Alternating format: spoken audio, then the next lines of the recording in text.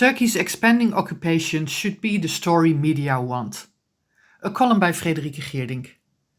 A couple of years ago, a foreign colleague of mine who was a correspondent in Turkey too, like me, told me that her TV channel had asked her not to propose stories about Kurds unless absolutely necessary, because we know that story by now. Stories about Kurds were very 1990s. I think of that a lot these days, as Turkey is not only occupying ever-expanding parts of Iraq and Syria and the Kurdish lands there, but also Turkifying the lands it invades, and there is hardly any reporting about it in established media. It's just not the story media want about Turkey now. I could write this column at any moment in time, but I'm writing it now because a new report was published about demographic change and Turkification in Turkey-occupied zones in Syria. Erdogan's speech on the occasion of Victory Day, 30 August, gave it a jarring context. On 30 August 1922, Atatürk's army won an important battle against the Greek army, paving the way for the establishment of the Turkish Republic in 1923. Erdogan spoke in Ankara at the most important military academy. In a speech he referred to lands where Atatürk had been, outside the current borders of Turkey, and said, quote, "Whoever is trying to confine Turkey's horizon to 782,000 square kilometers is a stranger to these lands.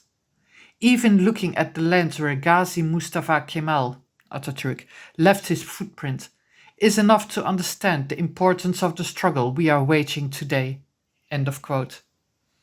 As icing on the cake, Erdogan said, quote, "Our army is a source of hope for the oppressed all around the world, with the crescent star flag it carries with honor as a badge of honor." End of quote.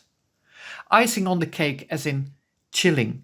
Can you imagine listening to such a speech as a Kurd who is denied his right to self-determination and is being oppressed by the militarist state that Atatürk created and Erdogan leads? As a Kurd in Turkey, in Syria, in Iraq, whose lands are occupied by Turkey and where that flag is planted as a symbol of the violence that always comes with occupation and of the forced assimilation into the Turkish identity. I have argued before that the Kurdish provinces of Turkey are in fact occupied by Turkey. For decades, the Turkish army didn't engage much outside the sacred borders of the Republic, except, for example, in Korea in the 1950s and in Cyprus since the 1970s. But that has surely changed.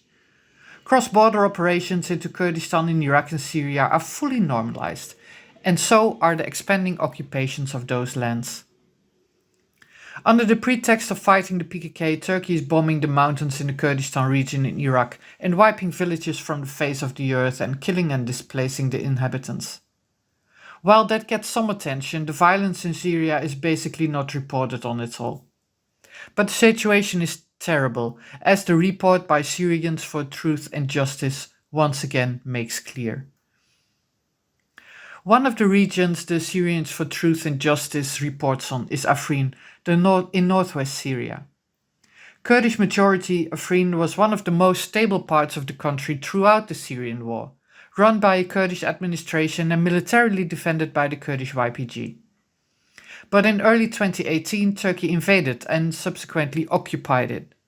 Syrians for Truth and Justice states that ever since, Afrin has been subject to one of the largest demographic change operations witnessed in the Syrian conflict, adding, quote, "The vast majority of Afrin's local Kurdish population was displaced, and hundreds of thousands of internally displaced people from areas like Damascus and Hom's countryside were settled in their place." End of quote.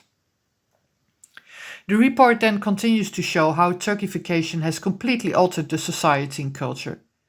Kurdish landmarks were destroyed and replaced by structures glorifying Turkey and its military.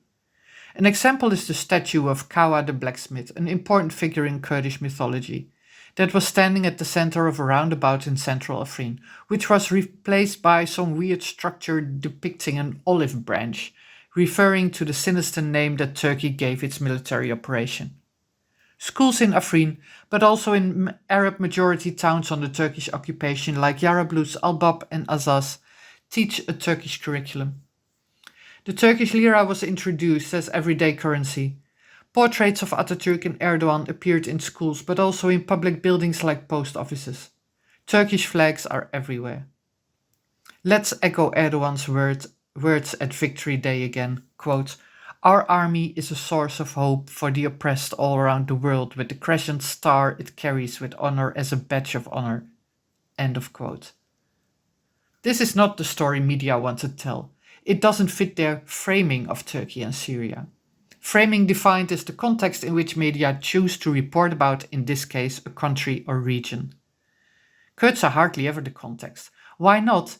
Because their struggle for freedom against their oppressors is, they think, not so relevant for Europe. Currently relevant are mainly refugees. The extreme right is becoming very strong in Europe. Most established media serve the extremist politicians' fear-mongering and racist politics and rhetoric by making stories about, for example, the legality and technicalities of sending Syrian refugees who have built lives in Europe back to their home country. That Assad's torture dungeons are still full of innocent citizens. And that Turkey wants Syrian lands for keeps and rules the occupied lands with brutality is hardly ever mentioned. Too complicated, not fitting the frame. Kurdish academic Lokman Ratpay argued in a recently published piece in which he makes a comparison between Turkey and Cyprus and Turkey and Kurdistan, that for decades the US, the EU, NATO and the Arab League have made little to no effort to confront Turkish actions. They are effectively shielding, he writes, Turkey from accountability for violating international law and humanitarian law and for committing war crimes. The media silence is enabling this political cowardice. From political powers, we can hardly expect anything else than self-serving disrespect for the rules-based order they pay lip service to. From the media, though, we must demand nothing less than a fierce and fearless commitment to the public interest, which is ultimately defending people's lives and dignity against the interests of power. A new approach to journalistic framing is, in other words, desperately needed. Fréderike Geerdink is an independent journalist. Follow her on Twitter, @Geerdink, or subscribe to her weekly Kurdistan newsletter. The link is in her Twitter bio.